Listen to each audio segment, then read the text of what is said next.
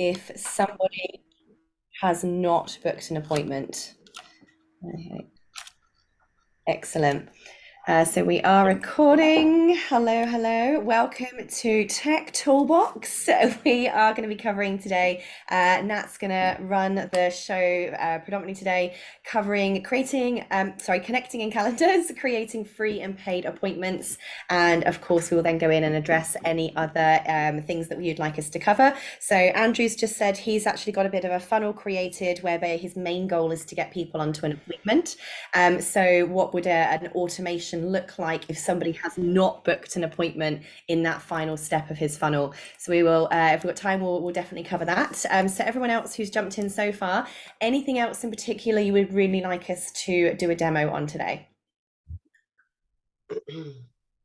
Yes, please. If we could look at the products in the payments area. Okay, I'm very confused.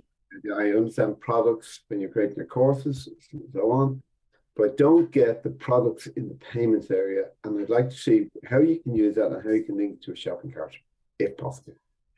Cool. I've actually completely been bypassing that now. So I have found a way to just entirely bypass it all and just go straight to the course checkout from the landing page. I did do a live stream on that today, but I will just redo a demo on that as well, because what I have sort of discovered is that because Techmatics can be used for like physical products and inventory tracking, that's why that separate products area is there. If it's just courses or products in your course area, you just go landing page with the buy now button on it, backwards, and that buy now button just goes straight to the course checkout. So you don't even need to go into products.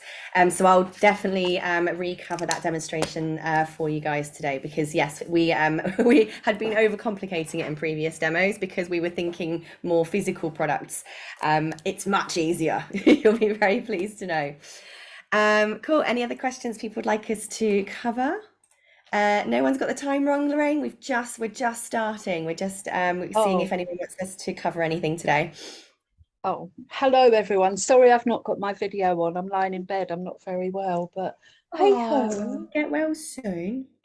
Well, someone else will have to do the Christmas shopping. That's what I say. Love it.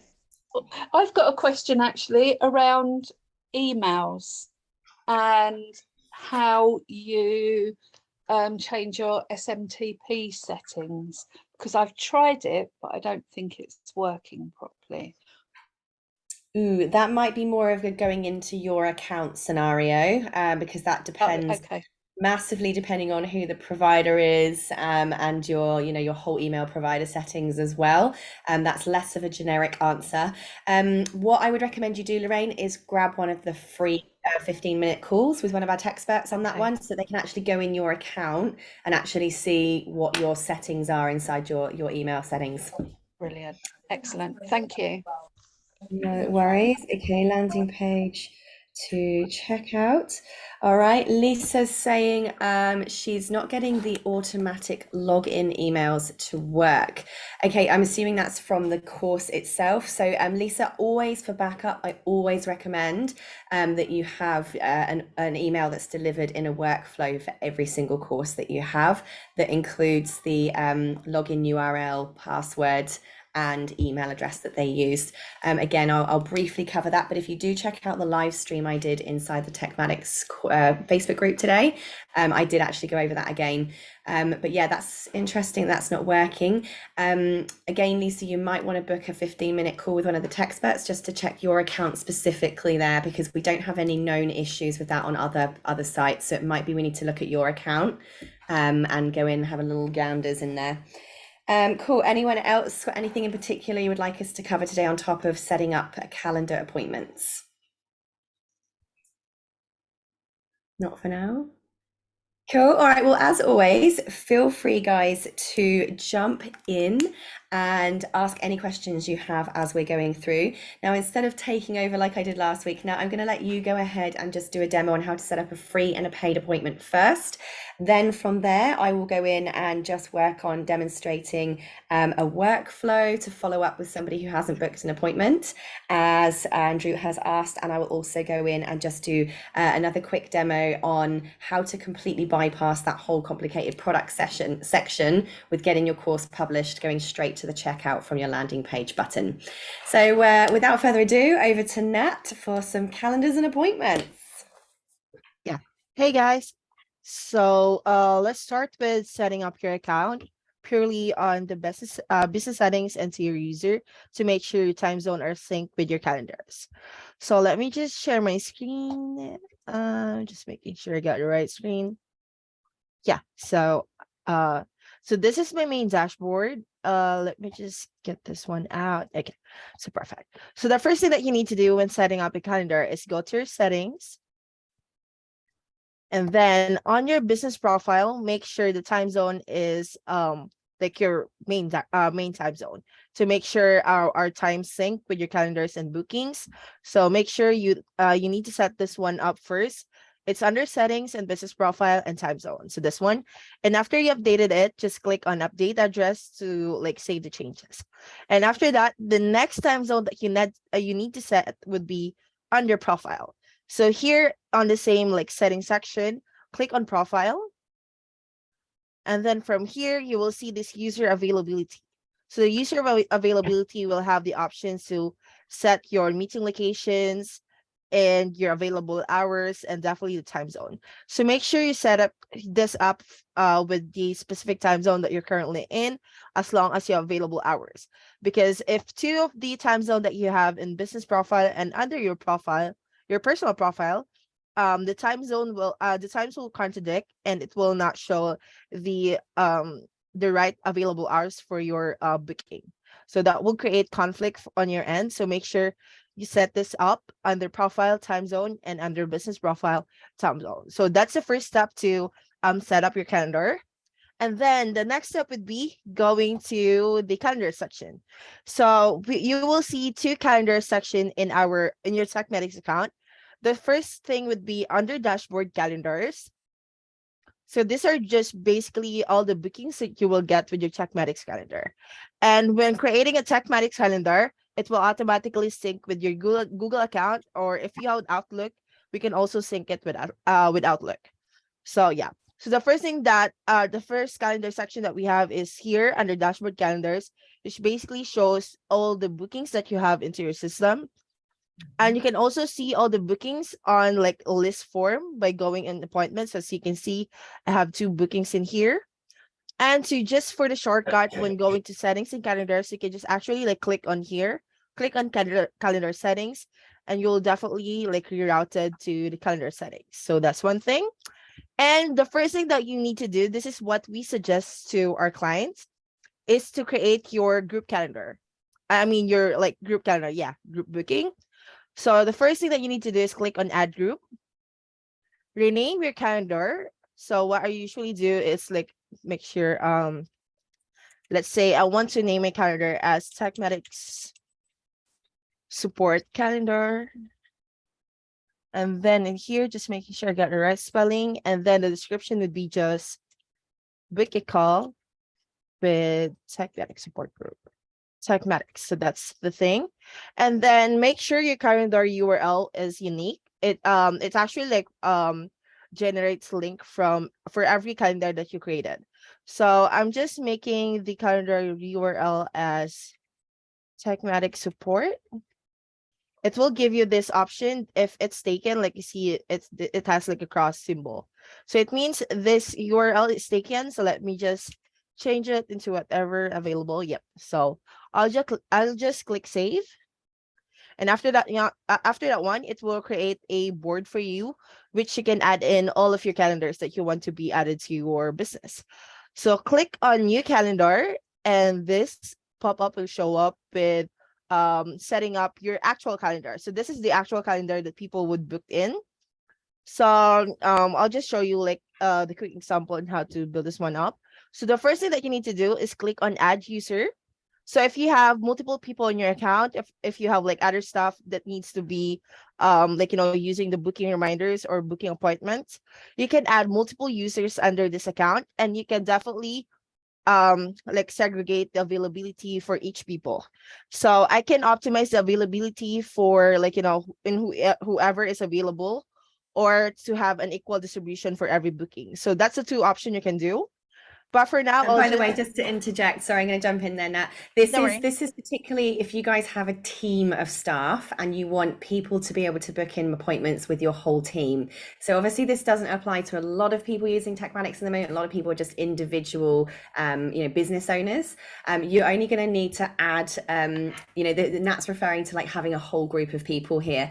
Otherwise, it would just be your name, and then you're going to add these different appointments like you would on Calendly or Acuity. So what Nat's demoing here is setting up an appointment as you would on like a Calendly platform, basically, so people can book in with your schedule. But the example here will actually allow multiple people's calendars to be connected to these bookings, so that the appointments can be distributed to all different people's calendars. Just to give you an explanation there as to the difference of what Nat's up to.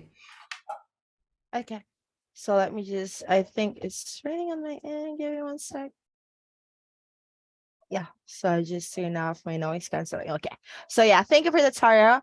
So the next thing that you need to do is add yourself in as a user to make sure all of the bookings will be synced to your specific Google Calendar or maybe Outlook calendar. So for me, let me just get this pop-up out. Just minimize it.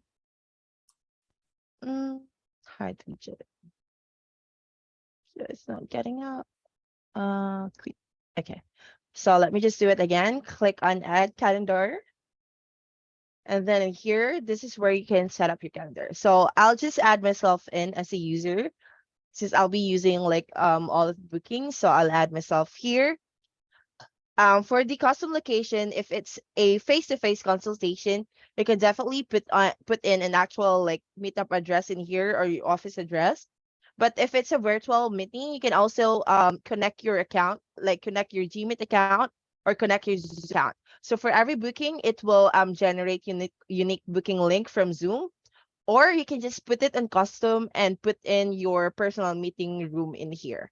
So that's how you can do it. So for every booking, it will send out a reminder with them for your clients that actually has the Zoom meeting link if it's in Zoom, or Gmeet if it's in Gmeet, or actually if it's empty, it will just be empty.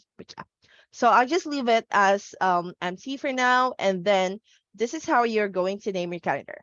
So for me, I usually do it on whatever like the sense of purpose of my calendar. So for example, for this one, I'll name it like 30-minute discovery call. 30-minute discovery call. Discovery call.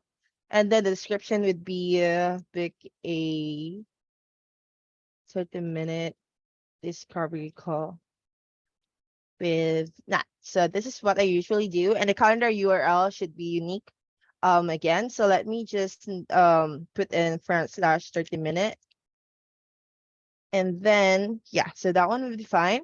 And for the appointment title, this is a custom value, so automatically I will populate as student's first name, so the name of the contact that would call with you. What I usually do to specify just to organize my calendar is I copy the calendar name and put a dash next to the name to make sure that I got I got some insights of what kind of booking I'm having for today. So this is what I usually do. And you can also do it on your end if you want to specify every booking that you have. And yeah, just to change the color, you can also change it here. And when I click on save and continue, I will be redirected to the availability. So this is where you can set up your time and availability. So we have here the slot duration, which is basically the duration of the meeting. So I'll put in, yeah, that's fine, that's 30 minutes. And then the slot interval, which is basically the interval. It's software just. Okay, I think, hey Phil. I think it's fine. Yeah, so that's fine. So yeah, So basically set interval, you can just like, put an interval in here. And also buffer, what we usually do for buffer, just to like avoid like back-to-back type of like appointments. I just put in like 10-minute buffer for each of my meeting. And then appointment for slot, this is where you can adjust the bookings you can get to the specific time slot. So if you're having like group session or group appointments, you can definitely put in multiple numbers in here. But if it's just one-on-one, you can just like put in one in here, just to specify that you can only accept one booking per one person per booking. So yeah. And for appointments per day, this is where you can limit the appointments you can take per day. If you don't have any limits, you can just leave it as is. But for me, I'll just put it, yeah, I'll just leave it empty. And then for the minimum scheduling notice, this will just to avoid like last minute clients. If you want to put on any like buffer for every bookings, you can put in like the minimum would be hours. So you can put in 4 hours before the said schedule. Someone can book in a call with me just to avoid like the last minute client. And for the date range, is basically the date range of how your calendar would appear. But for me personally, we don't actually like fill this in because it actually like create conflicts with our calendar. Yeah. So for the office hours, this is how Helen, you I'm sorry, Nat, can I just ask a question come up? So with the appointments per slot, this is really, really great if you're doing, as Nat said, like group sessions. Let's pretend you do group coaching sessions, for instance, as part of one of your memberships, or you do group Q&As or something like that. But you actually want to see who's booking in on those. That appointments per slot is where you will set how many people can actually join in that appointment and book in on this one meeting. So you can use this for those individual meetings, free or paid, or group appointments, free or paid. Now, Nat, can I just, the clarification is, if we leave that blank, that means there are unlimited people can join that call. Is that correct? Oh, is your internet not working well? Is it the appointment per slot? Yeah, and the appointments per slot, if that's left blank, does that mean that there are unlimited people can join that call? The default would be 1. So if you leave it blank, it's just like it will just allow 1 people.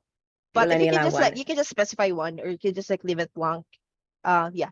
Yeah, cool. So if you So- wanted a large group of people to join, I'd recommend you putting it at like 100 or 50, or like actually specifying the maximum number of people that you can take on that call. Yeah. Cool. Great. Thank you. Sorry for interrupting you. I just wanted to ask that while we were there. Okay. Welcome to 6 now. Okay. Okay, I'll cover the paid one since Renzo is asking about it. So yep. So the next step would be the confirmation where we can put on the paid. So if you're using like paid calendars, just wait until we'll finish this page. But yeah, so the office hours, this is where you can set up your availability. So you have the full like access to like set it like a full week, or just like broken times or broken dates. And if you actually have a broken times, like for example, you want to take on appointments from 8 a.m. to 5 p.m., you can definitely like add more hours in here. So just click on this additional plus hours, and then let's have, for example, I can take like calls after maybe 8 p.m. to 12 p.m. I mean 11 p.m. Yeah, let's just leave it for now. And you can just like click apply all to make it like available in every dates that you have. So I'll just save and continue so we can proceed with the next step. Save and continue. So as you can see in here, this is a confirmation page.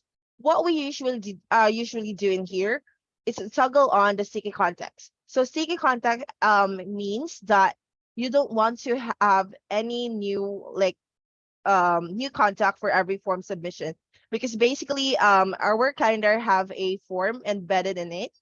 So currently we just have the custom form, but you can definitely like add different forms that you can create under sites and courses and forms and link it here if you have any like additional fields that you want someone to fill out when they book a call with you. So that's one thing. But for now, this is just under custom form. Turn on sticky contacts to avoid duplicates of the contacts. And then after that, we actually toggle this on. to send in like Google invites for every booking. So you see that Google Calendar invite you receive when you book a call with like your onboarding call, your support call, and stuff like that. So you need to toggle this on. And after that one, this is just basically set. And this is the thank you message that you will see after every booking. So you can definitely like customize it into whatever you like. But for now, this is how it's set up. The contact method will be basically transformed as your business phone number.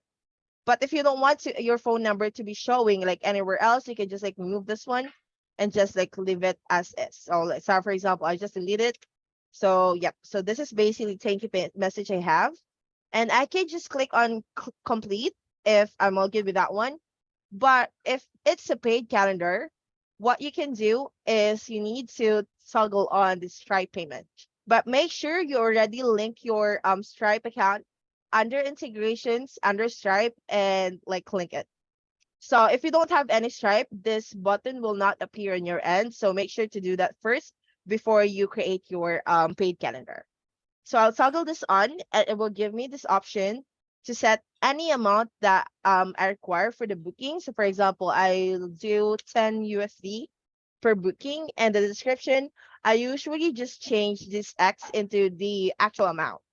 So I do $10 just to specify it.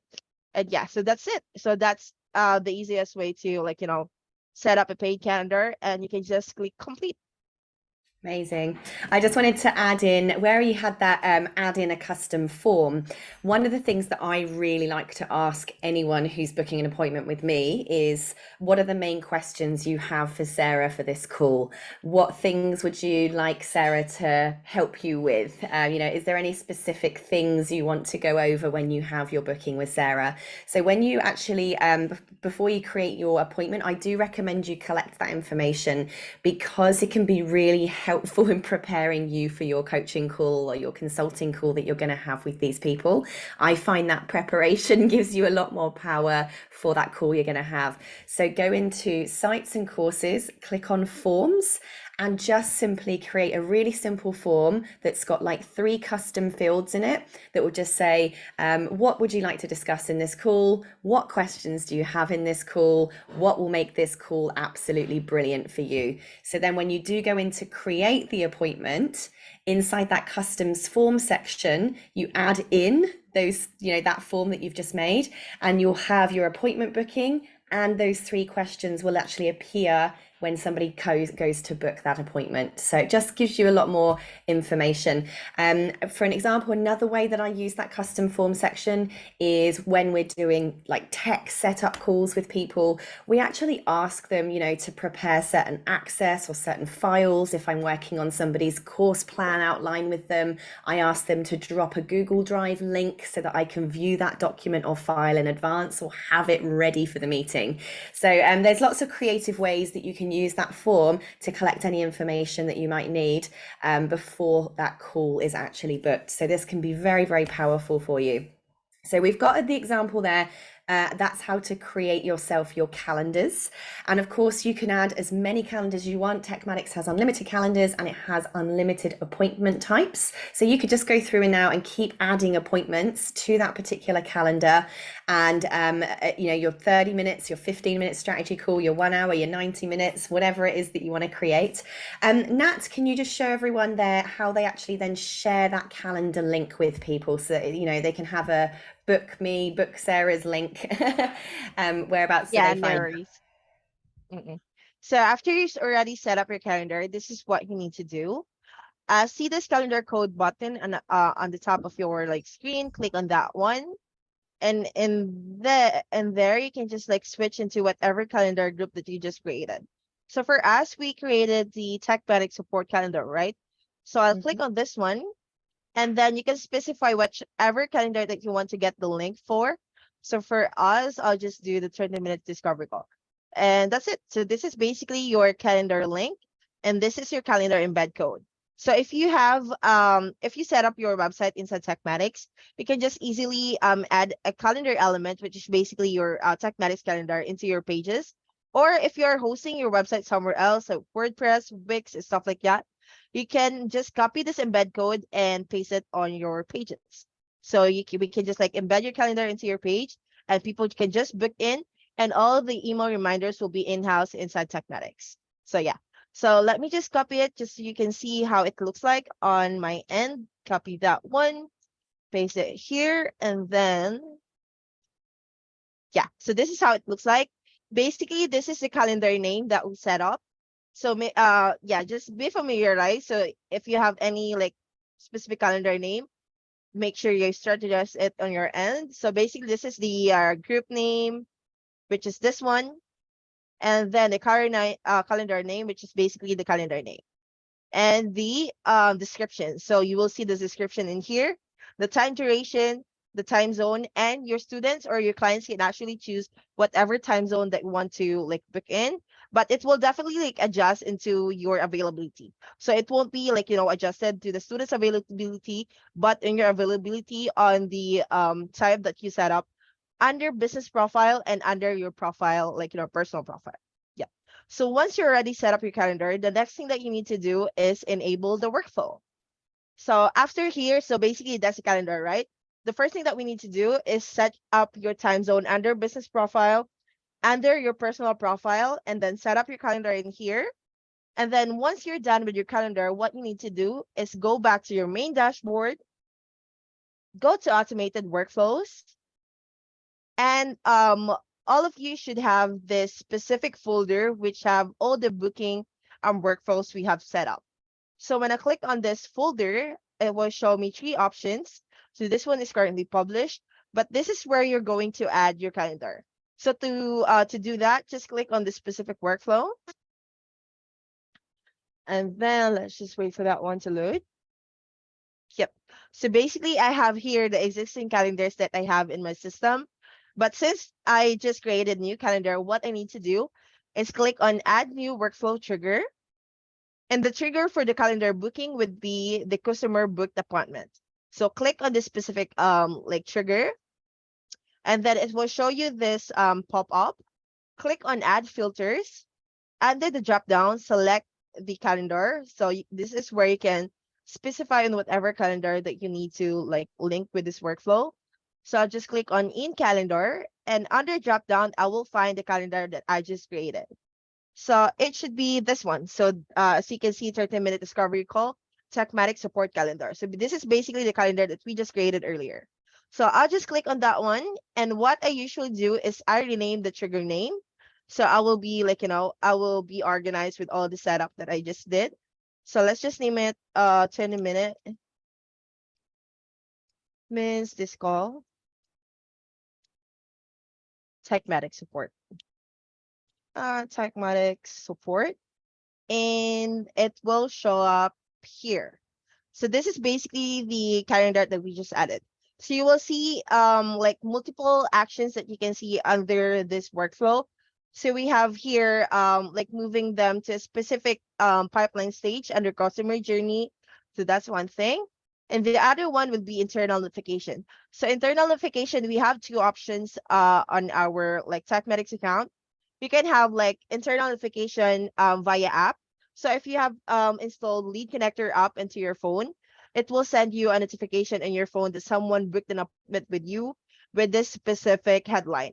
So new booking with contact name would be basically the customer that booked in a call with you, and then this is what you will see as the message. I can just save this action, and then another internal notification that we have is via email. So it will send you an email for every new booking that you will get on your calendar. So you can see, I will just like go through all the templates in a while. And then after that one, once they go through all of these steps under the workflow, the first email that you will get is basically the booking confirmation. So the booking confirmation is under templates. So let me just see if I can duplicate this page, and I'll show you the templates that we have. And then after that one, we have set up waiting steps in here that would wait 1 day before the booking appointment. So they will receive the next email, which is basically 1 day before booking reminder. And the next wait step is 15 minutes before the booking. So they will receive a 15 minutes before the call reminder. And 15 minutes before the call reminder, you will also receive a notification On your ends, you will familiarize that you have another booking coming in 15 minutes. So that's how you can set it up. We already set up all the stuff in here, but I need to show you something. Let me just go back to workflows. And under marketing and emails, let me just close this one. And then emails and templates, this is where we put all the email templates that we use in a specific workflow. So let me just show you a quick example. So what I usually do to track down whatever specific template that's being used in the workflow, this is how you can do it. For example, you want to update this specific email and you can actually see it here, right? What you need to do is take note of the template's like title. So as you can see, the email booking confirmation is under one booking confirmation templates.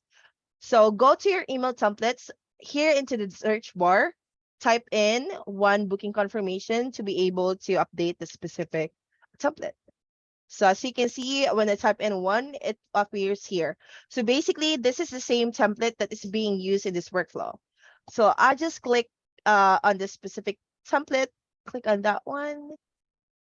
And by the way, guys, the reason why Nat's showing you this is because you have these templates already in your account. So that workflow, that booking workflow has already been built for you by us. It's in your system already.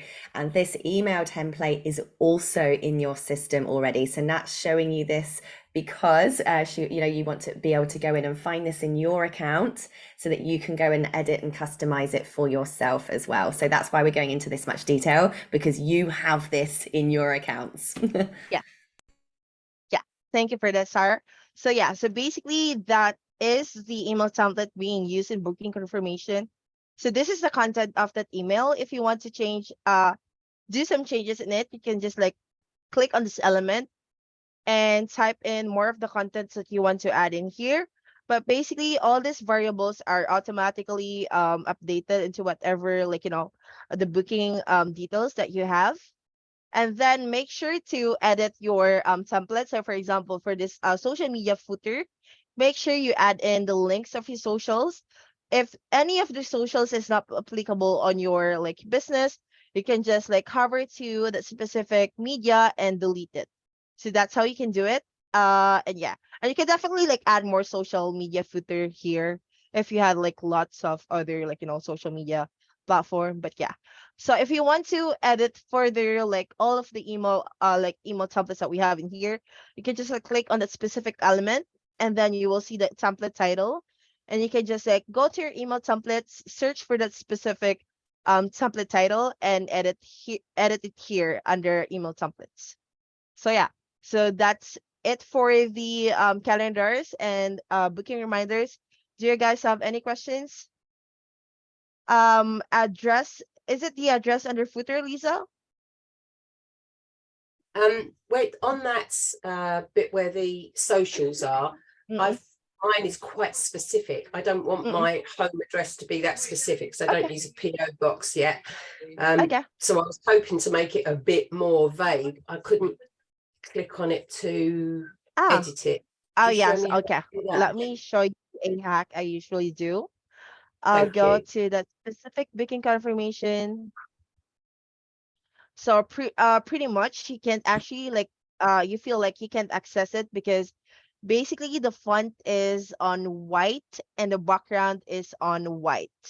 So what I usually do is highlight everything in here, in the specific element, click on that one. In the left hand side, highlight everyone, just Control A if you're using Windows. And then what I usually do is I change the font color into more visible font. So let's just do yellow for now.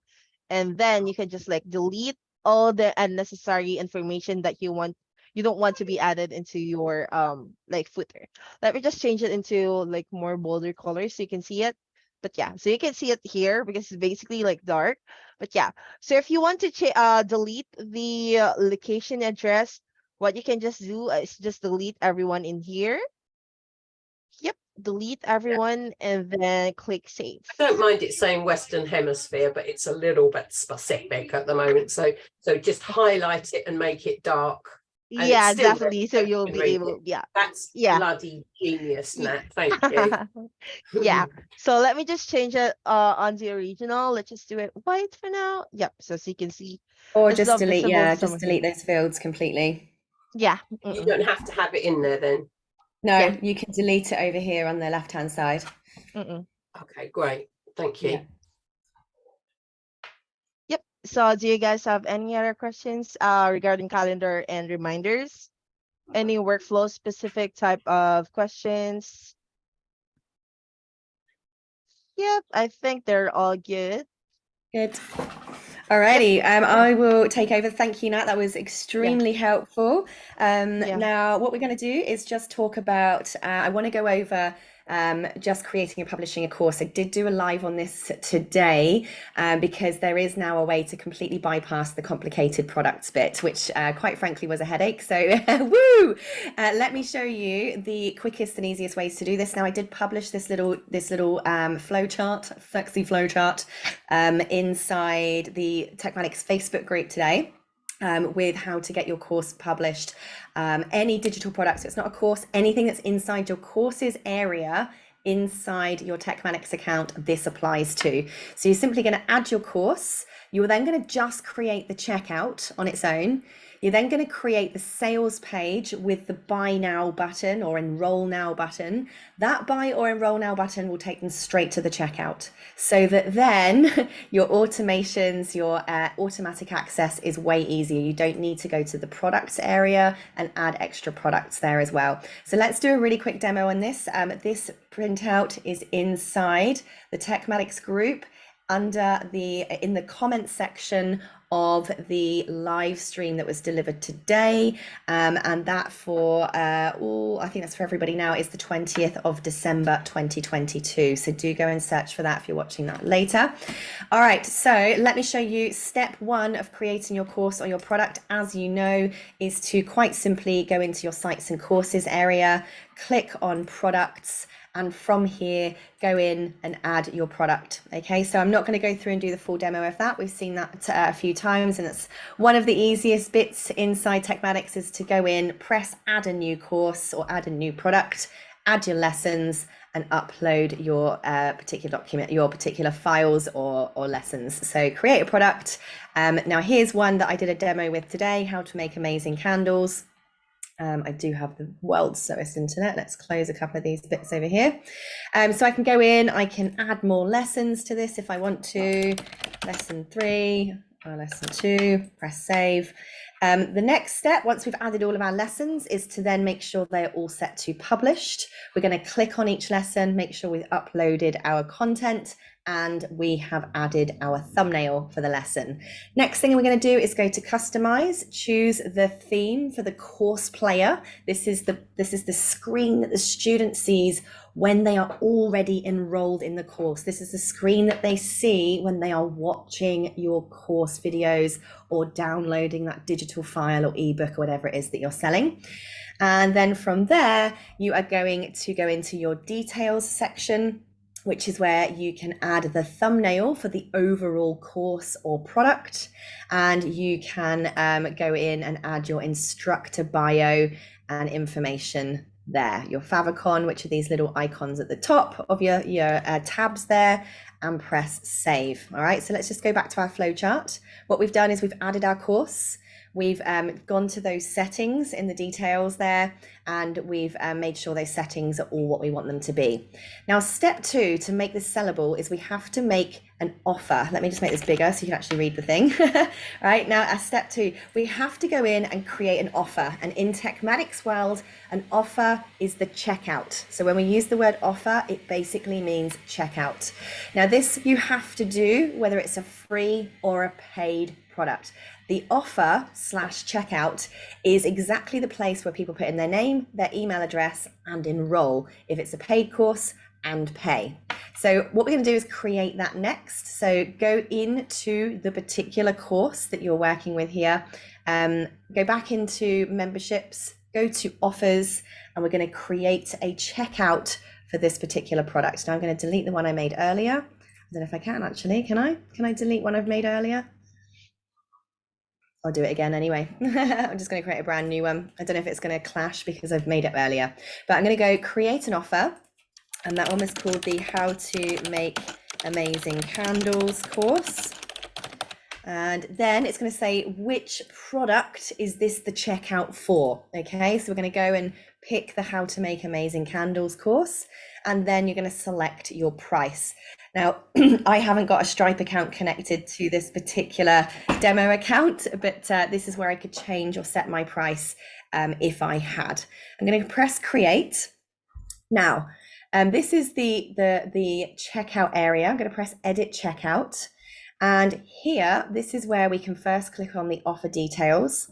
We can decide whether or not that blue banner shows at the top. So we can actually turn that off completely by unchecking enable banner. We can then add the thumbnail image for the product. So remember, they've seen the landing page already. What's going to happen is there's going to be a landing page. They've seen that, they've pressed the buy button. This is where they get sent when they press that buy button. All right, so I recommend that you do have the thumbnail for the product here as well, just so they're absolutely sure what it is that they're buying. You don't need to add in too much more detail on here. In terms of the copy, a little description is always good. I usually just sum up, this is access to Sarah's 30-day coaching program or lifetime access to the XYZ webinar recording. I just sum it up in one line. This isn't a sales page. It's the checkout. So just give them a one-liner so that they actually know what it is that they're purchasing here. All right, so we've added those little bits in. I'm just gonna come out of here. Sorry, I need to move you guys out of the way. Okay, save up there, press back. So now, this is what our checkout looks like. Obviously, I haven't added an image and I haven't added a description. So we've now created the product and we've created the offer. So I also just want to point out we're in the offer stage. If we go to, sorry, I can't, I've got this, all of you guys right in the way over here. If I go back to offers and I was to press edit, or I can click on the button here, we can edit the price from here as well. So I can here, if I had my Stripe account connected, if this was a paid offer, I can change the price here. If this was a membership subscription that they're paying a monthly charge for, I can also edit that from here inside this offers section. Okay, just so you know, that's where you can go and edit the price. Now, this is the important next bit. Get the link to your offer. So review what we've done. We've added our product. We've created the actual offer itself. We're now going to need that checkout link. So let's press get link, copy that. This URL, you can create a pretty URL for, but it's kind of irrelevant because they're going to have gone through your landing page anyway. So now we're going to move to the next step. And by the way, I've kept it open over here just because we're going to use this URL later. So now our next step is to create the sales page for this particular product. So let's go in, we can choose websites or funnels. It doesn't matter which one, they both work in exactly the same way. So it just depends which one you find the nicest looking landing page in that you want to use. So just for the sake of a demo here, I'm just going to randomly pick a funnel from this system. And you can see here that I have got only one page in this particular funnel. I'm going to press edit page. And this is where I can go in now. Either I could create a whole landing page completely from scratch, or I can use one of these templates in here just to make it nice and fast and easy. Now I'm going to pretend that we didn't have that button there. Let's also pretend that we don't have this checkout in here, right? I'm going to get rid of that completely as well. So here's a landing page. We've got the title of our offer. Maybe we've got a video to explain it. We need to now put in a buy button or an enroll button so that these people can get into the product. So let's say I want to put the buy button here or the enroll button here. Mine's free, my course at the moment. I'm going to press add an element. And over here, I'm going to press add a button. And that's going to add a button into my landing page. Now I've got to click on that button to now edit what the button looks like. So first thing I'm going to do is change the color. Maybe I want it to be that color. Maybe I then want to change the color of the font so to black so that it's actually readable. Keep scrolling down. And then I want to change what the button says. So it might be enroll for free now, because my course is free in this example. And then what happens, button actions. This is what happens. And so I'm gonna make this bigger so you guys can see it. What happens when someone clicks this button? We want to send them to the checkout so they can enroll if it's free or buy if it's paid. So grab that checkout URL link there, go back to your landing page, click on send them to a website URL and paste the URL to your checkout and press open in a new tab. So now what will happen when I press save is that will now, when someone clicks that button, send them to the URL of your checkout. So if I go to preview on this, let's have a little look. Now this is a demo account, but of course, if I connected a domain to this account, I can make this URL my own domain as well. And you can connect multiple domains to your landing pages. So let's say I'd filled all of this in, customized it to how I want. If I press this button, it should now take me straight to the checkout. Boom. No more mucking around with the products page. That's all you have to do. So now let's go through where we're at. We've created the sales page and we've put the course checkout link directly in the buy button and we've pressed publish. So now people can actually go in and now put their name, email address, press submit. If this was a free thing, that would now take them to their dashboard. If this is a paid thing, the next step is the payment page, and boom, once they've paid, they're in. So the final stage of this now is to create the email automation that will send out to them to say, welcome to the course, potentially follow up with them over a period of time. So let's go do that. So we've got our little landing page. I'm going to come out of here. And now we're going to go to our workflows section. So let's get this bad boy working. Okay, so go on over to your automated workflows. And we're now going to create a workflow for when somebody buys or enrolls in this particular course. So we're going to press create a workflow. We're then going to select start from scratch and create a new workflow. From here, always name it. And it's going to be has enrolled in the candle making course. Oopsie, I always get my capitals wrong. Has enrolled in the candle making course. Let's trigger this workflow. Now, this is why another reason why I'm really liking bypassing the whole product thing and going straight to the course checkout for that particular course is because now our trigger is a new membership sign up. So our trigger is membership new sign up. So this here, my conditions is has my name, sorry, my custom name I give this has signed up to the candle making course, just so you know what that step is. The filter is then, okay, the system is asking you which product inside your courses memberships area are we talking about here? So we're going to go to offer. Remember, offer means checkout. They've signed up to an offer / checkout, and the particular checkout was the how to make candles course. Boom, press save. So here we go, has signed up to the candle making course. That was a membership new sign up is what triggers off this automation. What happens next? Whatever you like. I like to tag them first. So let's add a contact tag. And my tag might be has enrolled in candle making course. So that tag will be really nice and clear for me. So in here, paste that tag in, add a new tag, and now save action. So now they're tagged when they sign up to this course. Now I want to make sure that they are instantly given access, granted access to that product behind the scenes. So now I'm going to type in grant, and this will bring up the membership grant offer. So we're basically saying to the system, when they sign up to the checkout, we're going to tag them, and then we're going to grant them access. So I'm going to put here, grant access to the candle making course. And it's going to say which product, the candle making course, save action. So they sign up via the checkout, they get given a tag, we are giving them access in the workflow. And now finally, I'm going to send them an email. Let's move you guys up over here somewhere. So here from name, Sarah Cordiner, from email, sarah@sarahcordiner.com, for instance, right? Type in who it's from, subject, here's your candle making course access, boink. Then I am going to keep this really simple. I'm not going to go and create a fancy schmancy template.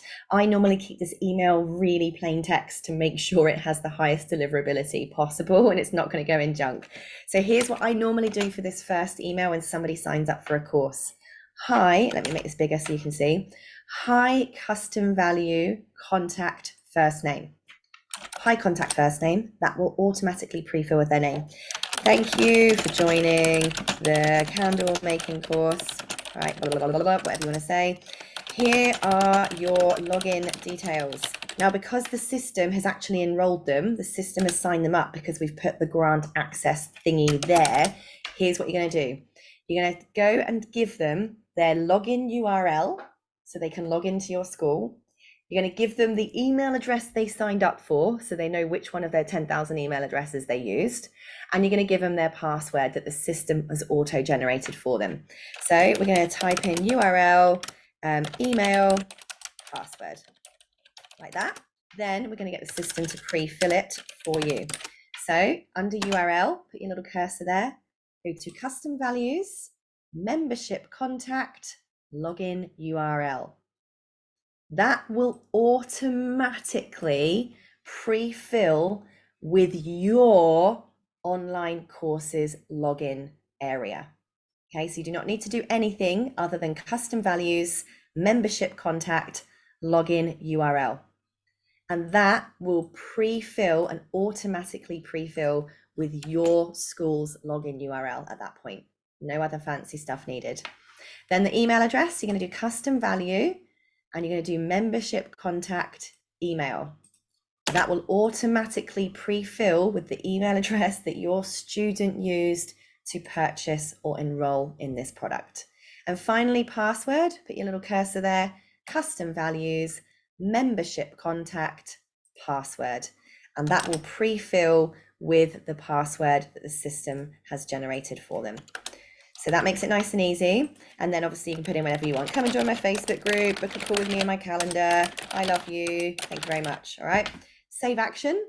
And now they've signed up for the course through your landing page, which had a button on it, which sent them straight to the checkout for your course area. It's tagged them, it's granted them access to the course, and you've sent them the welcome email. Now, obviously, if you wanted to do follow-ups with them, I would use this same automation. I recommend having one automation per course or program or product that you have. It's a habit that I've made. And the cool thing is once you've made one, you can keep duplicating it and reusing that same workflow for every single course you have and just changing the name of the course and the name of the tags. But now I might go, for instance, wait, and I might go wait for, so let's type in wait for, I don't know, a time delay of 1 week or 1 day. Okay, let's do 7 days. Maybe it's 1 week. Okay, let's do 7 days and save action. And now I would send them another email and say, hey, first name, by now you should be on module 2. Wait another week. Hey, by now you should be on module 3. Right, that's one way that you can do this. I did do another demo today that's in both the Techmatics YouTube channel and the Techmatics Facebook group. My brain's going all confused here. That actually shows you how you can do reminders based on a certain start date as well. So this is the simplest way for someone's enrolled and they can just take the course whenever they want. If, however, this is for a coaching program, maybe that has a set start date, or it's for a live event, a live webinar, a live summit, something like that you're doing, you can actually do another wait step. And I can't delete this for some reason. There it is. Delete action, delete. You can actually do a little step to get the system to know what the date and time is to send reminders based on that date and time. So for instance, I could do add, and I'm going to type in event here, add an event start date. Let's pretend this is my 30-day coaching program, right? And maybe there's quite a long period of time that people can kind of pour in and buy this product, but I want everyone to get the following emails from, let's say I'm starting this on the 1st of February 2023. Everyone can start joining the course in December 2022, but I want everyone to get those emails from the 1st of February. So the event start time is 1st of February 2023, let's pretend. And what we're going to do here is choose a specific date and time. And then we're going to select our date. So February the 1st, 2023, and then you can choose your time here. So let's pretend the course starts, the coaching program starts at 9 a.m. Now this time here will be the time zone by which your account is set to. So just keep that in mind, okay? Save action. So what we're telling the system now is, let's pretend this is my 30-day candle making coaching program. They've signed up. They've got tagged, they've been given access, for instance, they've got their welcome email. And then we're saying to the system, but this program doesn't actually start until the 1st of February. So what's going to happen now is we're going to send, we're now going to do a wait period. And we're going to say, wait until maybe the day before, so that we can send out an email saying, 24 hours to go until we start the 30-day candle making challenge. So we could go, this is my little name I'm going to give it, wait until one day before. So we're now going to go to wait until one day before the event appointment time, or the event time. And we're going to wait until, click on days, one day before, and press save action. So now we've told the system that this coaching program starts on the 1st of Feb. We're going to wait until the day before the event, and we're going to send an email. And this could be, it's from Sarah. This is my email address, sarah@sarahcoordinator.com. And this subject is 24 hours until we start. And you could even put in custom tag here, contact first name. 24 hours until we start, Sarah. All right, that will fill in their name in the subject line. And then here, I'm going to go hi, custom value, contact first name. Woohoo! We start the 30-day candle making coaching program tomorrow. Who's excited? And then I put in things like, don't forget to join the Facebook group. Make sure you've got your login details. Here they are again, right? This is where, again, you might just want to remind them of their login details. Go to those custom values, membership login URL, custom value, membership email, and custom value membership password. All right, so they've got their login details again. And if you've got any questions about joining the program tomorrow, let me know. Save. So you see here how now, because you've set an actual event start time, I could even do that, 4 weeks before, 3 weeks before, 1 week before, 5 days before. I could do as many emails as I want on the countdown to that particular event starting. That works really, really well for live events or courses or coaching programs that have set start and end dates. All happy with that? Coolio. So that is how you now create much easier. You see how there, that whole process is way easier. Create your course, create the checkout, which is in the offers section, then choose your sales page you want. Make sure the button just simply redirects to the checkout, publish it, and then create your automation so that they have the tag, they've got granted access, they've got the welcome email, and any follow-up or reminder emails that you want to add to that process. Da, da, da, da. Any questions?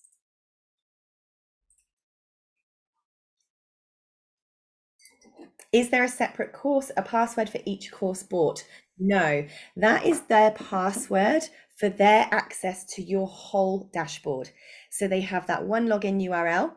Anything they have ever purchased from you or opted into from you will show on their one dashboard, which has one login and one password entry point.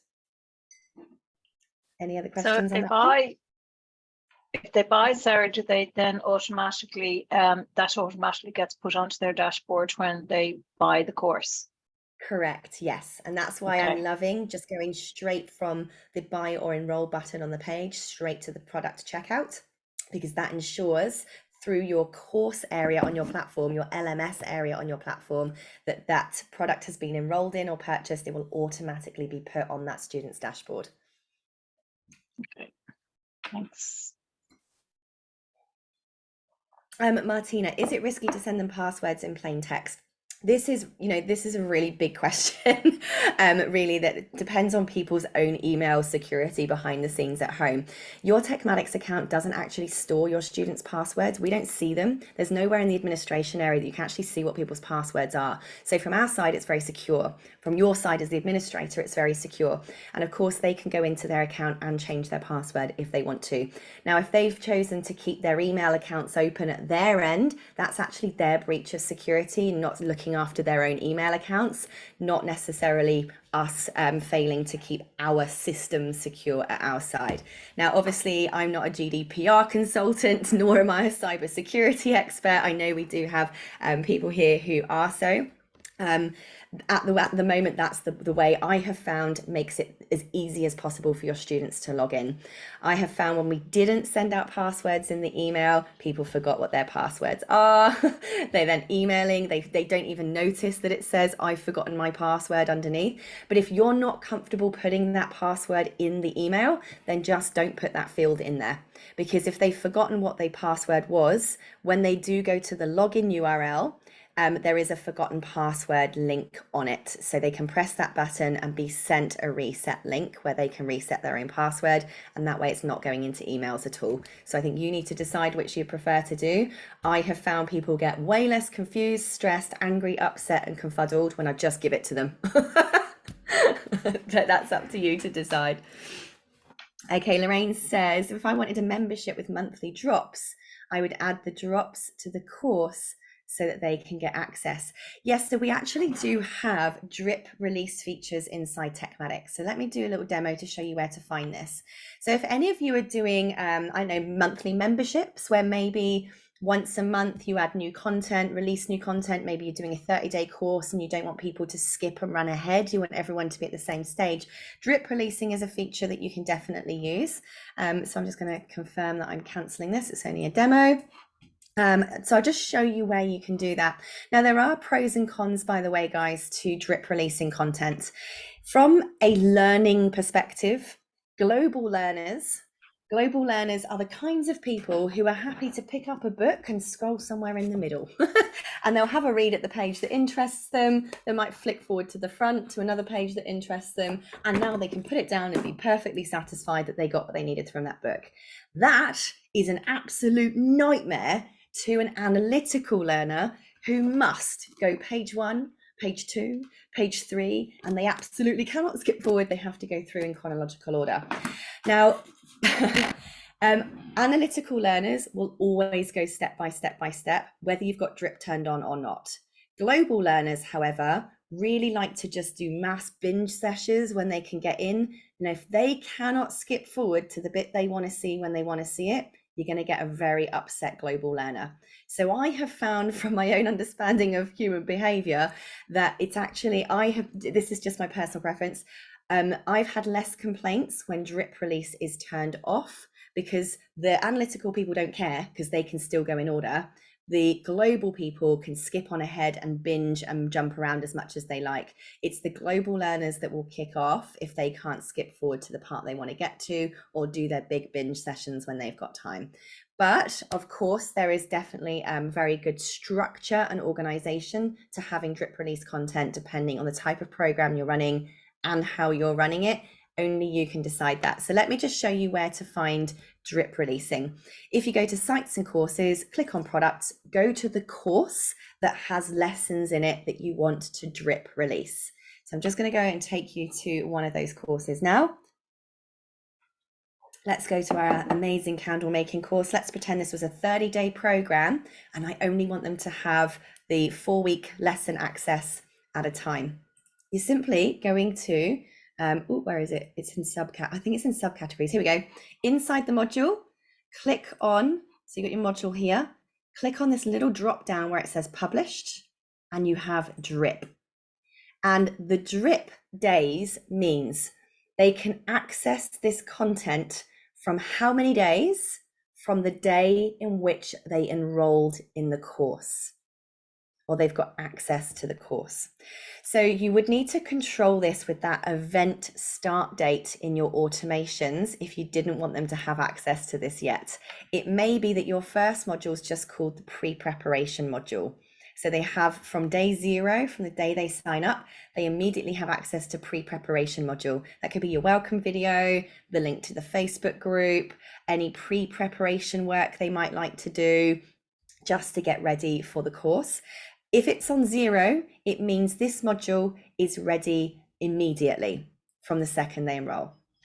If I wanted this to start from 1 week, so let's say actually module 1, they get straight away. All right, so let's set that to, 0 would mean straight away. Now, if this module 2, they're not allowed to access this until 1 week into the program, because that's when week 2 and therefore module 2 starts. I'm going to do a click down here, press drip, and this one starts 7 days from the day in which they access the course. That makes sense? So the cool thing is here is I could actually go and actually create this program live and start, putting students in it while I'm still creating it. Week 3, module 3, for instance, if I keep this on draft, I could still actually be adding these lessons when people are up here. Keep it on draft. If it's set to draft, it just means the students can't see it. Let's say I finally upload my lessons, then I can go back over here, drip this, and this one starts 14 days after they've accessed their course. So that's how you set your drip schedules, and that will automatically release from their enrollment date. Cool. Dave's got your hand up. Yes, thank you very much. I fully understood what you just explained as it relates to a single course, the offer, the funnel page, and so on. So I get all that, right? What's really, really confusing me is the idea of the word products within the payment section, right? So in my head, I want to be able to offer the person the opportunity to purchase multiple courses if they wish, and to pick from a list, right? So the shopping cart thing. Now, I'm presuming you can't do that unless you're in that payment section, or sorry, the product section in payments. I'm really confused about that whole, the use of the word products in the payment section is confusing me like hell. Yeah, I see what you Can mean. I Okay, I answer you think, that? yeah. Yeah, I think we can only, are you trying to import your Stripe products inside Technetics? Is that right? Now, you're starting to talk to me about enforcing Stripe products, okay, which is, again, starting to confuse me. Can I explain what my problem is? If I have one course and I want to sell it to somebody, I do exactly what Sarah just demonstrated, right? No problem. Okay, if I want to offer somebody the opportunity to buy 2, 3, 4 courses, right? Whatever number of courses they want, I have to invoke the shopping cart. Isn't that correct? Yes, you do need a shopping cart Okay, feature no, to have multiple products, unless you're selling a Yeah, bundle. to invoke the shopping cart, I have to go into the products which are available in the payment section, which are different from the products which are my courses. Do you understand my point? I find it very difficult to explain it, but if you, Sarah, could somebody, this screen is going all over the place. If you could look at that section on the dashboard side that says payments, and then go into that to products, where you can add products, not necessarily the same products as your courses. I'm just going to see if we can add the shopping cart straight from the landing page here. So I'm just actually looking to see if that can be done from a landing page. Yeah, enable cart mode. Okay, so enabling cart mode should here inside your landing page, you pulled in a checkout, and then when you clicked on the checkout, go to advanced, enable cart mode. That should allow all of the products that you have on this page connected to this checkout to be added to the cart. Can I just ask, is there, because there is an easy way to just do bundles, like for instance, are there common courses that you have that are very likely to be booked together? Because my recommendation to you would be to actually I understand bundling. I know I can put bundles together, right, and add coupons to bundles and sell bundles, right? I just want the ability to be able to say to somebody, look, you can have 2 courses for X amount of money. You can have 3 courses for X amount of money. You can have 4 courses for Y amount of money, and give them the opportunity to decide which courses in my list of 16 or 20 courses they would actually like to bundle together themselves, rather than me deciding what bundle is the best for them. Yeah, so that should be perfectly enableable from the shopping cart. And so the question Okay, is, so- how do you? So is your question then, how do you actually connect those products to the shopping cart? Is that the question? That's probably the question I'm trying to ask. Yeah. Yeah. If you look at the product in the payment section, you know the payment section I'm talking about, Yeah. Yeah. right? But I'm So just in the actually payment- going to here, because if I just come out of here and I'm just gonna press save. Yeah, we don't care about that. Let's press save. Okay.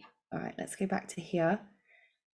Because now you actually add the products to the landing page itself, don't you? The funnel page itself. So if we've got the shopping cart enabled and you've connected a number of different products to that particular page, then those items under products here, so this is the landing page you're working with, can now be added to a shopping cart from here.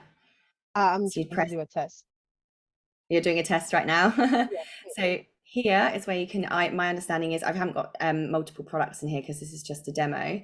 But this here is where you can add all of those different products into, and I can just press add a product again and add multiple products to this particular page.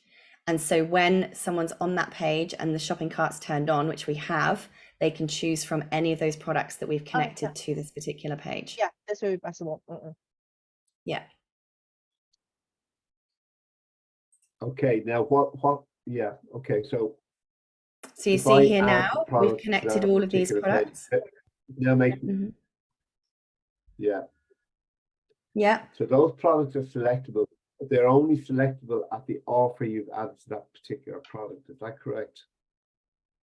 Correct. So you need to go to products, create the offer, and Yeah. that will now create that available product in this checkout list to make it a shopping cart if you needed to. Yes. Now here's the point then, right? Those products are only available at the offers that you've set up for those particular products. Yes. If I now want to say, look, you can choose these 2 products here and forget about the offers that it's saying you can have them for $2, right? So I want to add a coupon code now. Yeah. So that's easy peasy. You would simply, yeah. So you just go into your payments and you would create your coupons in.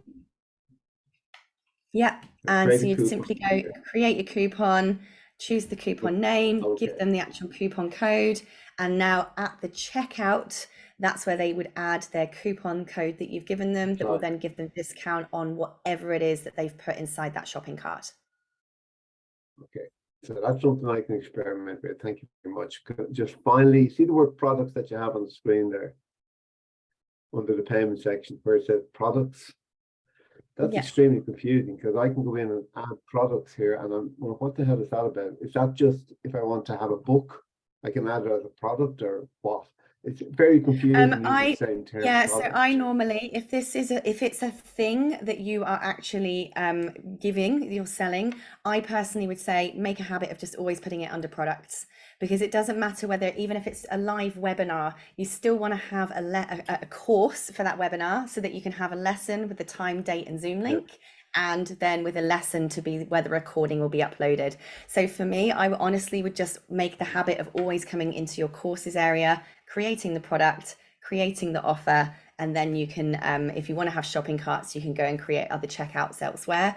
Otherwise, just make it a simple button to the checkout. Okay, so what I should do is effectively ignore the term products in the payment section completely. It's easier. I wouldn't ignore it completely at this stage, but for the stage of, for the sake of just getting them published and live, get them all inside your courses area. because that's your depository, that's your Okay. membership area, that's your dashboard that they're going to find everything. Okay, thank you very much. All good. Diamond's got your hand up. Hello. Hello. Okay, I did have a question. So if you have things that are under your website, and on the website template, if you use one of the templates, you have pictures of what your courses or products would be. So Mhm. how do you connect what's on the website page to your courses page, your offer page, to make sure everything is connected? Yeah, nice. So that's what we've just done there is we've just basically did a page from a funnel, but let's pretend you have a whole website. Now I'd recommend that you, once you've picked your website, now somewhere in here I have something called a directory. I think it's in the funnels section. All right, let's go into funnels. Now you guys all should have this. Is it in my demo account? Let's press search. No, it's not. I didn't think it would be in my demo account. Academy. Search. Oh, I haven't got it in here. Nat, do you know what that directory page was called that we created in everyone else's accounts? Pretty sure it was called directory, wasn't it? Can you try store from or store? Sure. I don't think I've got it in this demo account. Let's go to websites. It's not in there. It's not in my account. Okay, you guys do have a template that I created called a directory storefront. Now I'm going to create one completely from scratch just to give you an example. Let's just do, I'm not going to do a whole website. I'm just going to do a whole landing page. Create a new funnel. I can go to template library. Sarah's courses page. Sorry, can I ask actually, is your website hosted in Techmatics? Yes. It is. Okay, cool. All right, well, let's go to websites. It's going to be way easier to demo that. So I'm just going to pick a random website template here. Let's pretend we're going to use this one over here. So in your website templates, guys, you've got absolutely tons of them in there. I might look at services, and I might decide to turn this one into my courses page. I'm just going to press edit page for the sake of demonstration. Sorry, I've sent Found it? something in the chat. Oh, you've got it? But that's actually the link. So let me try to share it to your account. Give me 1 second. So what's the difference between websites and funnels? Nothing. All pages on the internet are just called web pages, right?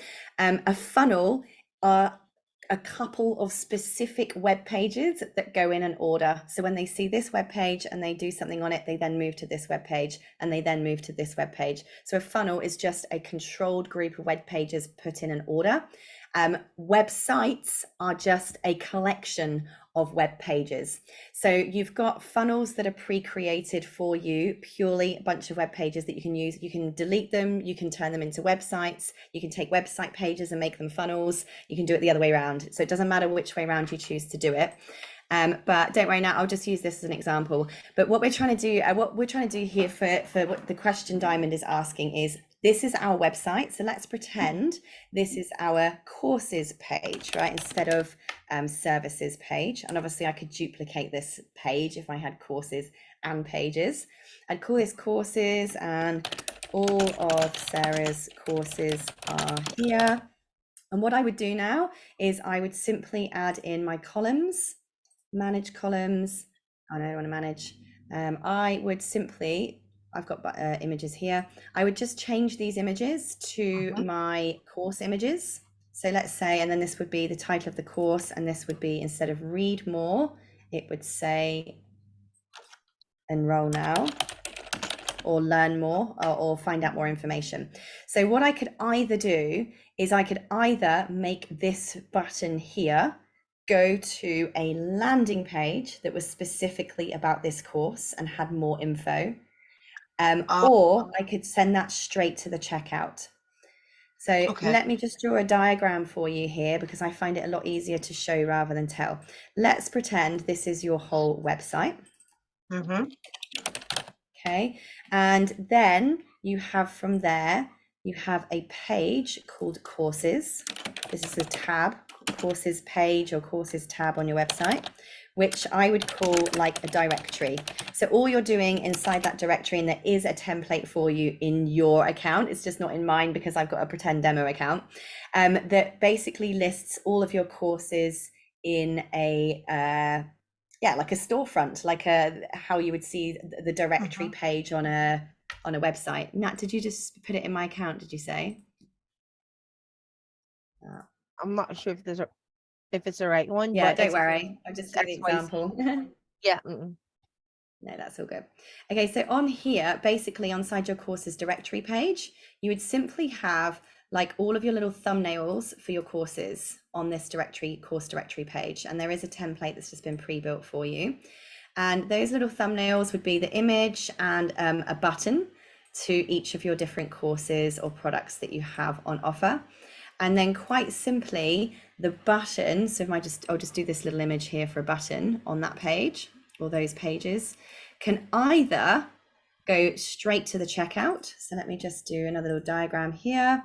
So that button there, can either go to direct to product checkout, or it can go to the course or product landing page.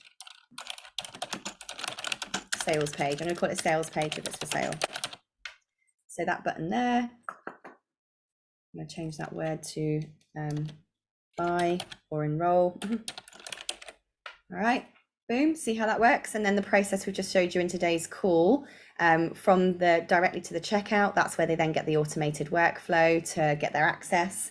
If they go to the course sales page, then all they're going to do is, you can come in, sweetheart, is that there would now then take them to the checkout.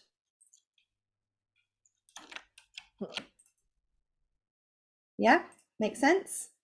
Let's pull that a bit smaller. Oopsie, it's hard to see, I know, sorry. So website, you've got a page called courses, which lists them all in a directory. Each one has a button that can either send straight to the checkout or take them to a more detailed landing page specifically about that course. And the buy now button on there takes them straight to the checkout that we created under offers today. Is that nice and clear? Yeah. Clear as mud.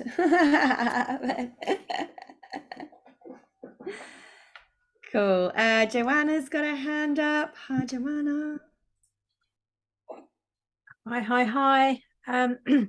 I've been sharing my affiliate link with quite a big group of people who might be really interested, and they asked me a question. Thank you very much. That's very kind. That's all right. But they've asked me a question I can't answer, so I thought the best place to do it is bring it here. Sorry for being late, by the way. I got my times messed up. Email deliverability rates, because they're recommending ActiveCampaign, which is what I'm using at the moment, and they've said, I'd be a bit nervous until I know the email deliverability rates.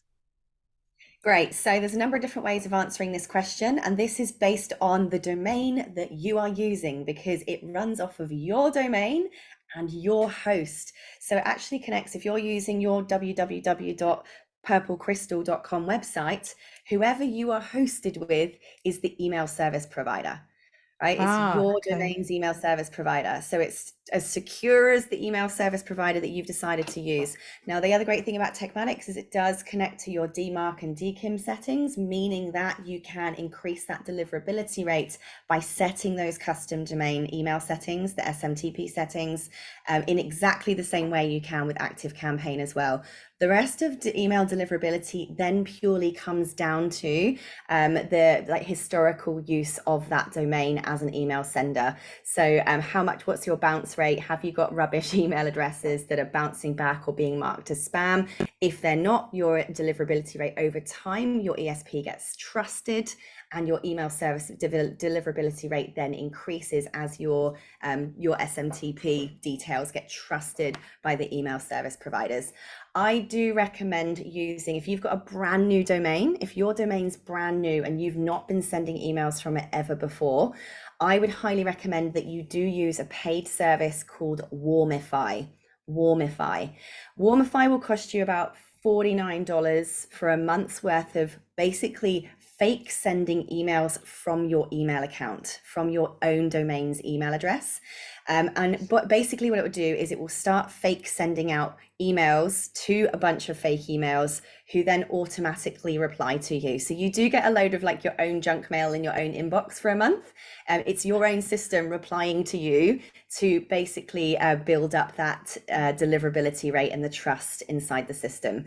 And that applies to any platform, not just Techmatics. Right. Any new domain that's connected up with a new email account, that's the way to go. So yeah, the answer is if they're using their own domain, it's their server, it's their domain, and it's their email service provider that it's going underneath that domain. And are there any that are much more trusted or reliable in terms of where their domain is hosted then? That's one of these internet myths that's actually it's really hard to prove because there are so many variables such as the quality of your email list. Honestly, Google Domains, Crazy Domains, GoDaddy, Namecheap, all those top providers, they all run off the same bunch of servers, truly. Okay. It's a game of a bit of time. Warm up the email address first through Warmify. Make sure you've got DMARC and DKIM all connected in your email settings in the back end of your DNS records, your DNS settings. Just make sure you've got a quality email list because for every rubbish email address that bounces, your email deliverability rate decreases. Yeah. Okay. So Perfect. I use a point of running my email list regularly through neverbounce.com. And that's the one that I use. It is a paid service.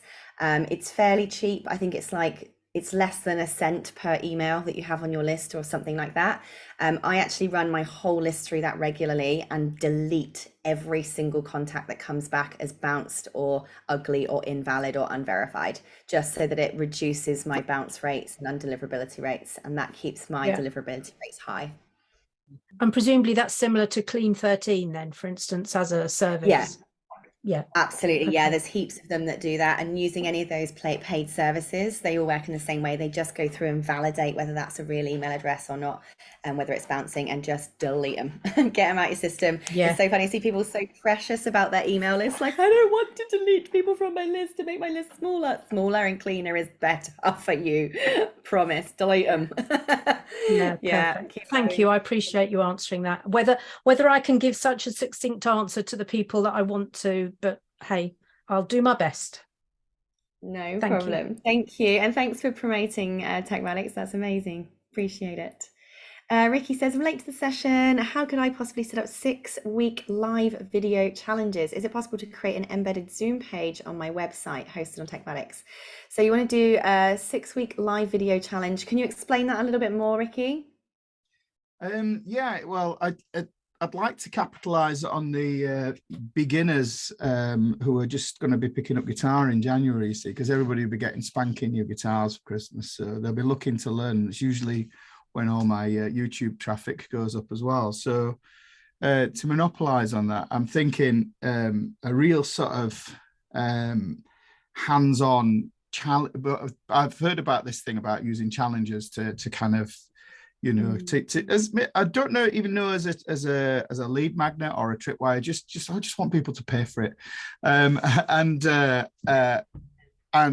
So I mean, and it just seems a waste. I'll have to wait till next year if I'm thinking about it from like audience perspective.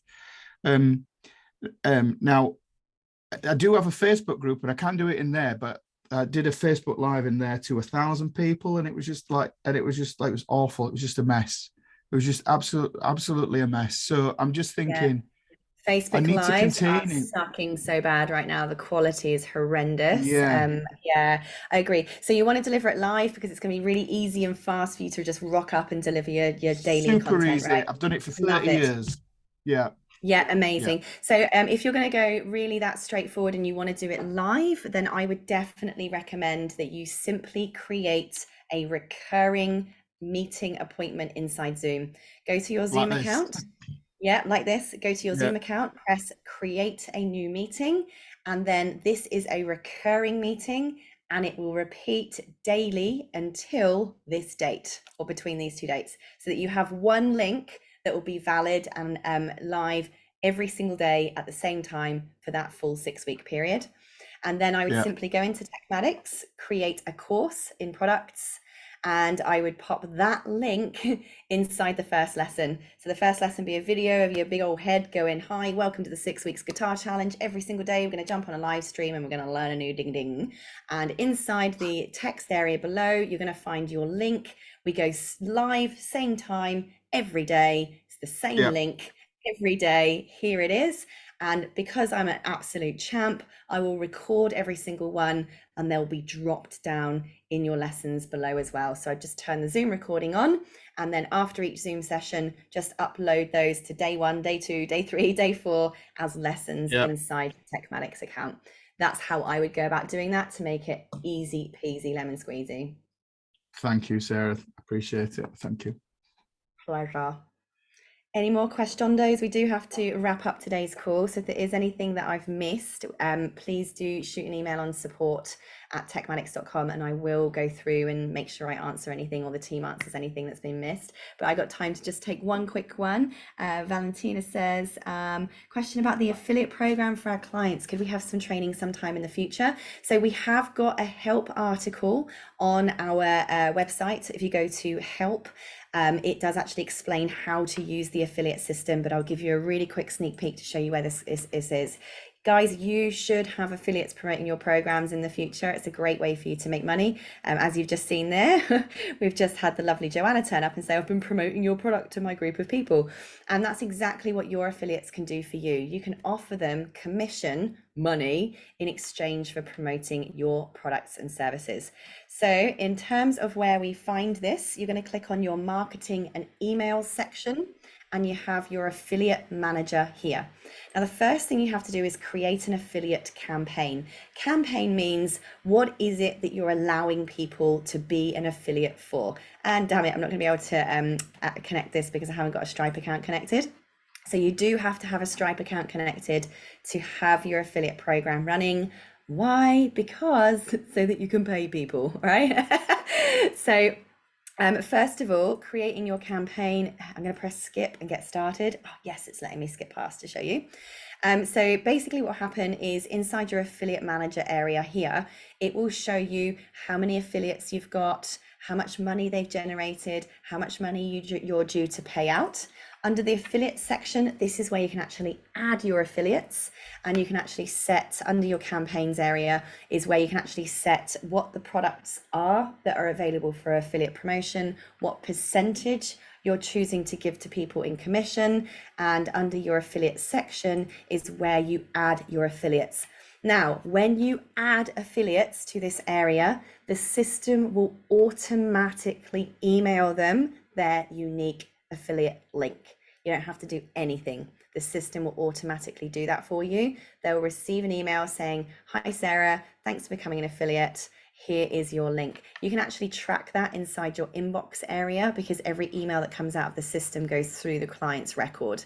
So you'd actually be able to go to contacts, find that client's record, and you'll actually be able to see, if I go into sales testing account here, it'll actually show the email that was sent to Joselle over here.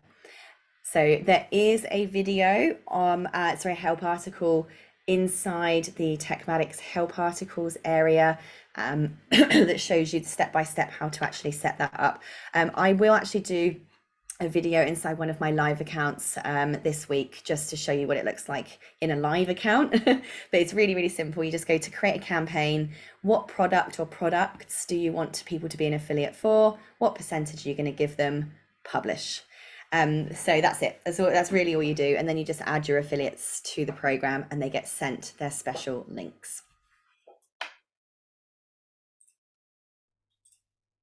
One of my contacts started a trial without using my affiliate link. Can this be credited to me retrospectively?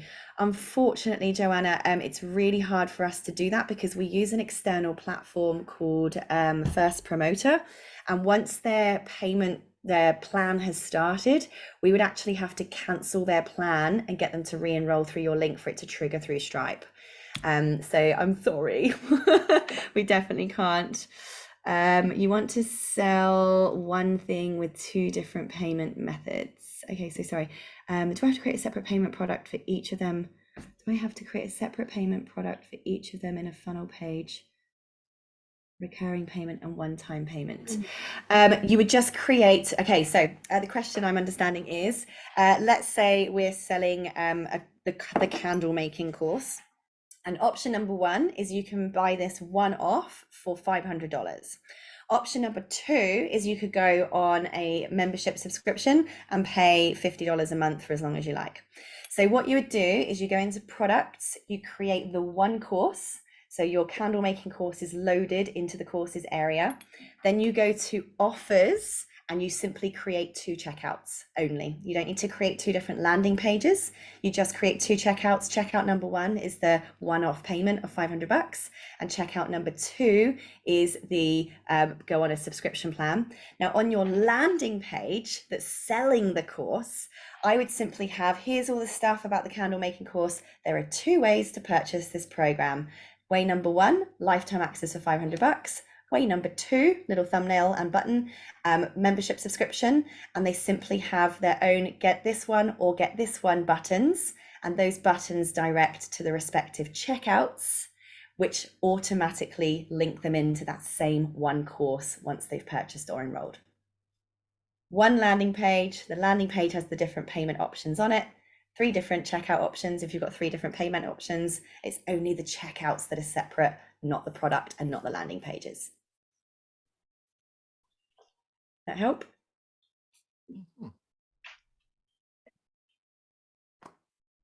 There's actually a follow-up for from Valentina.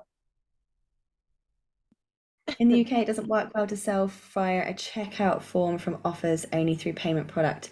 Can you explain why in the UK? What's causing that? That's actually the thing. Yes. Hi. So yes. So if it's a one-time payment, so if I create a product and then I create an offer and I just use that checkout, because they have to check their bank details or something, it doesn't work. So if I want to sell with one-time payment, I always have to do the payment product. I can, and anyway, for memberships and for recurring payment, you have to do it anyway, but you can't sell, at least that was the problem here. You can't sell one-time payment via offers in the UK because the bank needs to check it and it shows the amount 0. On validation. Yeah. I did not know that. Yeah. I think it's the same thing with the card type of like checkouts you showed earlier, Sarah. I think Valentina is late and she didn't like catch up that part. Wow, okay, I did not know that. And so this is, I'm assuming this is the Stripe issue, because Stripe is verifying that the payment is valid through the bank or the credit card, so it's not a fraudulent payment or transaction. But it only does this with one-time payment, not with recurring payments. I mean, recurring payments are through payment product anyway. Yeah, I'll send the screenshots to support. Yeah, and then Nat, would we be able to forward that please through to the development team, Nat, just to see what's going on there? Because I just want to clarify, you know, if that's a Stripe issue or whether that's a Techmatics issue that we need to look at. Thanks for raising that, Ricky. Yeah, hey. I had the same issue with Santander, and what it is basic. I don't know if it's generally in the UK on all credit card or debit card purchases. You put the card in and it came up as 0. Nat helped me out on this one, and what it was in the offer form, the wrong. It wasn't hooked up to the correct offer. So. I think I can't remember what we set up. It's been a while now, but it's set up now. So Nat sorted it. It helped me sort it out when that happened. But until I got that sorted, it was just 0 in the thing. I think I uploaded that. It's in the Facebook group as well. So, but it was about basically right clicking on the form and then in the left hand side panel connecting it to the offer. And that was the problem. Essentially, it wasn't linking to the product, to the offer code. So it is the Stripe offer code that's causing it, the connection to the Stripe offer code. Yes. It is the Stripe offer code. Yeah, actually, because it was one of those, it was ZR, you know, I remember it. Yeah, I remember it. I've seen that. I track that in the Stripe now. Cool. Yeah. So that was just simply a case of going in and just making sure that the right product has been selected to that particular offer. Yeah, exactly. Yes. And we to and fro between Stripe and between Techmatics to make sure that there weren't duplicate offer things in there. It can be sometimes, it can be a bit confusing as to which is, you know, the one that you're after. But because the Stripe codes come up a bit gobbledygook, don't they? From they come over into Techmatics from Stripe or blah, blah, blah, blah. So yeah, you can pick the wrong one. Okay, so in the case of the fact that the wrong Stripe code had been associated with that product. But Nat sorted it out for me. Well done, Nat, you ledge. All right, so I guess if anyone else is experiencing that, make sure you book a free call with Nat. So you can get your free 15-minute calls with Nat by going to the services button on our website, and Nat will be able to jump into your account with you and just have a little look-see. Of course, the other team can as well, but if Nat seems to have managed to fix that one up before, I'm sure she'll be able to help you. Beautiful. I do have to head off now, guys. We are over time. Today's session is recorded. It will be up on the YouTube channel within a few hours. Actually, no, it won't be because Febby's unwell today. It'll be up by tomorrow morning, and it will also be inside the Techmatics course. Remember, that's techmatics.com/learn. It's a completely free course that we update regularly with new training videos as well. So do go and check out either the YouTube channel or that course. Any more questions you'd like to follow up from today, send them through to support@techmatics.com. And of course, we, myself or the team will get back to you with help. Otherwise, thank you for joining us on another Tech Toolbox. Happy teching. See you all soon.